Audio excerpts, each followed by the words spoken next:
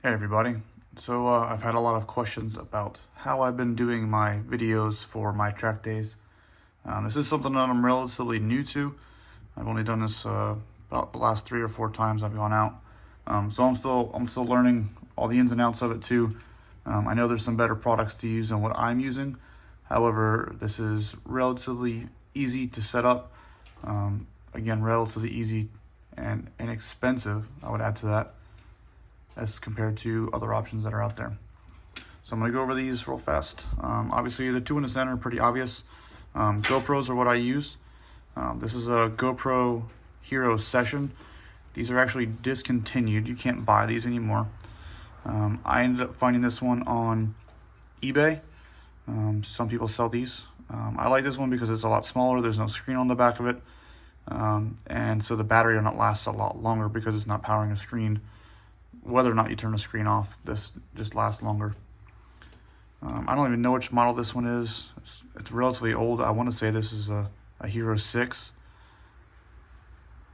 This one I tend to use inside of the car most of the time for the dash cam looking straight out. Sometimes I'll also use this one to record myself, more of a driver view. This one I generally use on the outside of the car. 90% of the time it's on the back of the car for a rear view camera shot, and it's actually what I use for my audio. How you set these up is kind of up to you. I've kind of played around with them, and I find that this one being for dash view and this one for rear view is enough. Sometimes, however, I will use this one for my driver, and I end up using my phone for the dash view. And the phone I will actually mount with this here.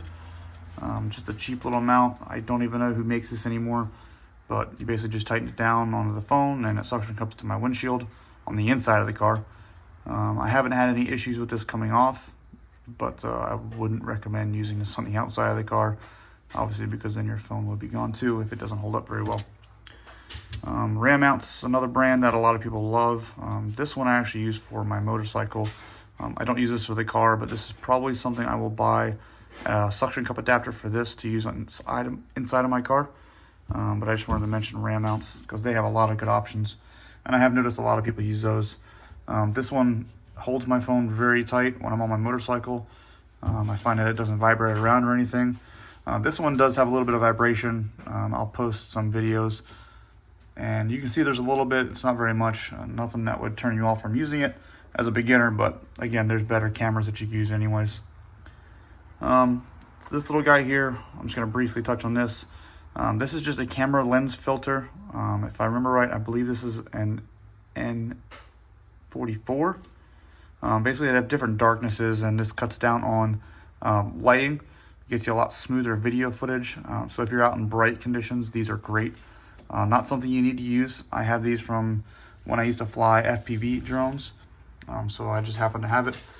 Although I will say, just using the cameras by themselves, the GoPro will adjust settings very well, and so you really don't need to worry about that. But if you want to spend the extra $10, you can put that on your camera lens. Again, they're ND filters, and you can find those on Amazon.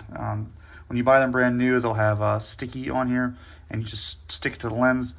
After you use it once, if you pull it back off, the sticky is normally rendered useless. So what I will do is just use small pieces of black duct tape to put it back on. Works pretty well.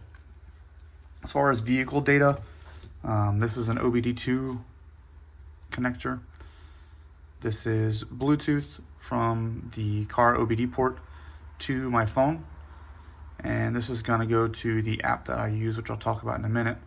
This is a Kiwi 3. Honestly, haven't been able to find these anymore. I just searched on Amazon and I can't find it. I'll look again. If I can find it, I'll post a link in the description below. Obviously, you guys know where to find GoPros. Those are pretty common. Ram mounts, Amazon. This is just the generic Amazon. So most of the stuff you can get on Amazon, actually. So, and then this one is a dual GPS.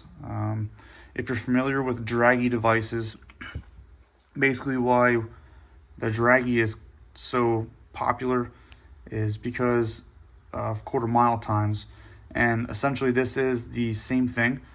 All a draggy is a faster speed GPS antenna. The refresh rate is just much faster than the GPS in your phone. So this is a 5 hertz refresh rate. Basically means it gets a data position 5 times per second, where your phone only does 1 hertz, which is 1 time per second. And as you can imagine, on a racetrack, whether it's a drag strip, autocross, road course, whatever, 1 second's a long time. So you need something that refreshes a lot faster. So this is a dual. I believe this is the XPS 150A. I'll double check that and again post this in my description. And if I can find a link, I will do that. So this, you can use the armband it comes with. They use these for sports, mountain biking, running, so on and so forth. So it comes with an armband. I don't use that. I just stick some double-sided stick tape on the back here, and then I will actually stick this inside of the car to my sunroof. If you don't have a sunroof, you can just stick it to your windshield. Normally one of the top corners is great. It works very well.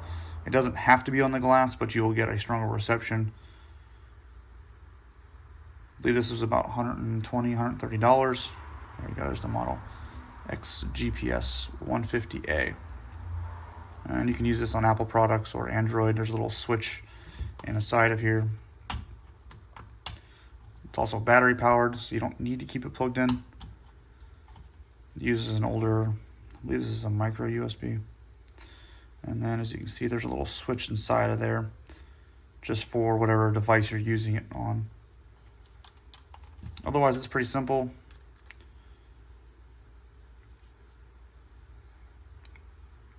Battery light, Bluetooth light, GPS light, power light. Just hold it. And it comes on. And then you will use your phone's Bluetooth to set it up. There is an app for this made by Dual. And that'll tell you just lat long information, battery speed or battery power level. It will also tell you your speed, elevation, so on and so forth. I don't actually use the app for this other than making sure my GPS reception is good or for testing purposes. What this goes with is for an app called Track Addict. So Track Addict is its own software for PC, and I will show you that here in just a second. All right, so as far as the rear view camera, again, this is the GoPro Hero Session I use. I have a GoPro mount on the back of my car. I just kind of keep it here. And it's just as simple as clicking that in. Kind of angles downward, which is perfect. And that's what it does, and it just lives there for whatever I'm doing. This is where I get my sound from that I use in most of my videos. Very rarely do I use an interior camera for sound, just because all you hear is wind noise. Just because of where this is at, so close to the exhaust, it picks up a really nice exhaust note and almost no air. So this is perfect for me. All right, so inside the car, this is my dash looking out. I have another GoPro mount up here. Again, pretty self-explanatory, but hard to get in with one hand. GoPro sits up there, looks out forward. You can adjust angles as you need. And then this one has a screen on it, so you can kind of see what you're pointing at.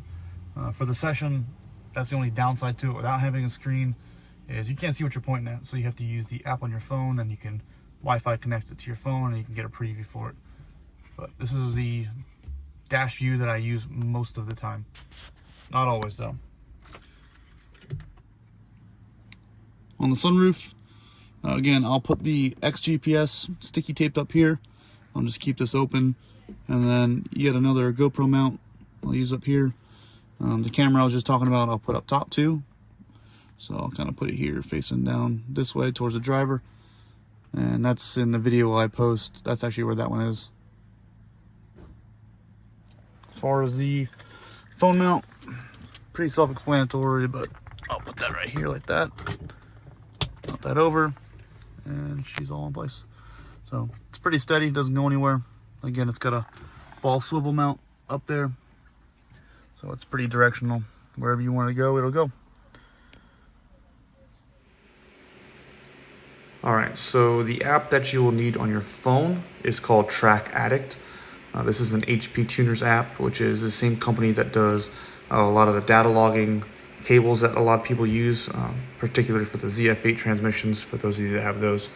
But this is a great app. This is what you use. It does a lot of different things. It doesn't just do circuit racing. You swipe around. You can do just raw data for basic data logging, as it says here. If you want nothing to do with GPS or a track, and you just want a data log, you can use this. And it will use the video feed from your phone, very similar to like a draggy would do. Speaking of draggy, it does also do drag racing. You can use this with or without an external GPS antenna, but of course the external GPS antenna which is what makes it accurate. So draggy is not the only thing out there. There's off-roading segments, so if you do autocrossing, rally racing, or if you just want to go drive a back road, again, I keep mentioning Tail of the Dragon, very popular. This is what you'd use. Or circuit racing, which is what I've been doing. On the bottom of the screen, you see it says GPS signal weak. I'm inside my house right now, and it's just using my phone. If I were to walk outside, it would then say, like it just popped up, GPS signal okay. The OBD not connected. As soon as you connect your OBD device to your car and you sync that up, and it will give you data. Kind of gives you a problem here. Tells you what's going on. If you click on a GPS signal, tells you more information. Again, this goes back to what I was talking about earlier with the 1 Hertz refresh rate. Not very accurate. So we would select a track, which we hit there.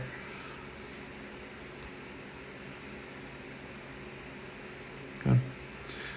So if you're doing your first time at a road course such as Daytona, you would then hit the little camera button, the second from the left, and it brings up this screen here, which is a great view of my keyboard. I'll show you my computer. So you would mount this to your car, and as you can see, it kind of gives you a level sensor. So you would level this out. So your G-force meter is correct. You know, it does both angle and tilt. So I guess that would be pitch and roll if you're in flight stuff. On the left side gives you some data. You can change all this. It does so much. So this is something you just kind of have to play with. It lets you use front camera or back camera, 60 frames per second, or just 30. And then if you hit the red record button, the second from the right, it pulls up this screen here. And this will just sit idle in your car until you start driving. You can make a whole full lap around a track, and when you get back to the start-finish line, which it knows based on the track you picked, it will then start your timing. Now, it does record leading up to this point, so you get everything you do from the point that you start moving the car, and then it will just pick up until you're done and you hit stop. For old data here, I've got my Daytona sessions from yesterday. You select those and it goes through and it will give you all kinds of information. We'll do my fast lap for the day here, which was lap 4. As you can see, it's got minimum speed, top speed, average speed, how much time you are under braking, how much time you are coasting for. If you click the detail button, it will give you even more information. You can see the track at the bottom. And this will be a better view if you tilt your phone the other way, but for the sake of this video, I can't really do that. But as you can see, it shows you all the areas you're under braking, when you're under acceleration. Up top, it will tell you all the vehicle data that you were recording, and you can kind of scroll the slider and it will tell you exactly what point of the track. So if I scroll back to the back straightaway, you can see on this lap where I was at pretty high top speed, and you can go into your data here and see what your temps were or whatever. So really cool app. All right, and then the final point of this, basically when you get home, is going to be using this app called Race Render, as you can see up in the top right hand corner up here. Also an app by HP Tuners. This is what brings it all together and makes your final video. It's video editing software.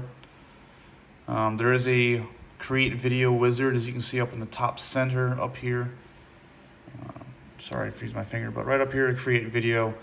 And when you do this, it will ask you what kind of video you want to do. A lot of wizard setup, which is great.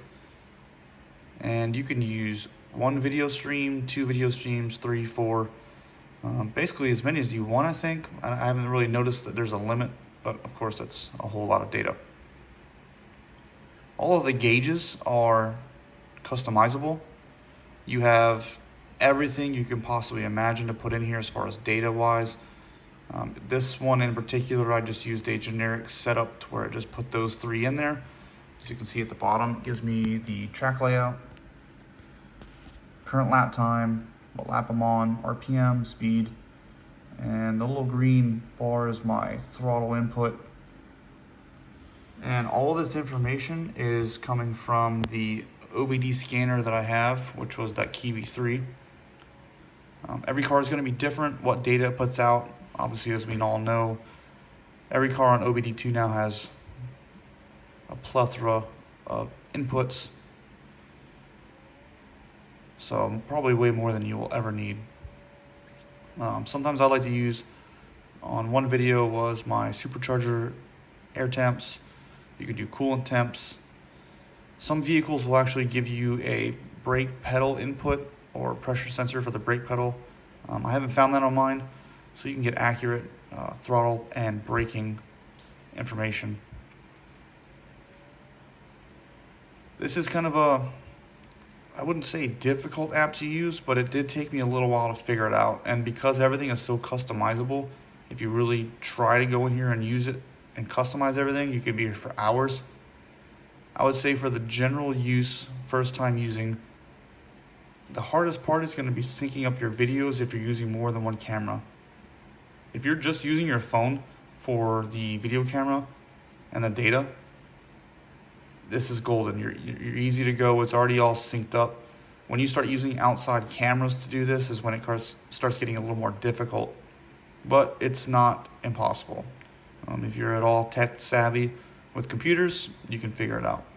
It does have things such as synchronization tools here, as you can see right here. So it'll help you link up the videos to make sure they're all lined up the same, because again, that's the most difficult part. And then when you're done with this, you can do the rendering process, and it will help you pick what kind of rendering it needs based on this is something you're going to play on your computer only, or if you're going to upload it to YouTube, it'll downgrade the bit rate, so on and so forth. So again, this is Race Render. I believe there's a free version of this, and there's a couple tiered paid versions. So like I bought this app. It was a reasonable price. I'm not sure exactly what it was. It was a while ago. But for instance, on mine, this watermark up here, I can't remove, which I really could care less. Everything else is customizable. It does what I need, and I'm happy. So this was my second session yesterday at Daytona. So the front video you see is a GoPro, and my rear view is the GoPro I have on the rear of my car. I will go ahead and cut to one of these scenes that's actually live so you can hear it. Hope you guys enjoyed this video. If you have any questions, post in the comments below. I'm going to do my best to put some of the products I'm using, links from Amazon probably, in the description. If you have any questions, reach out. Also be sure to follow me, subscribe here, and you can check me out on Instagram. My Instagram is SavageS4, S4VAG3_S4. You know, have fun, drive safe.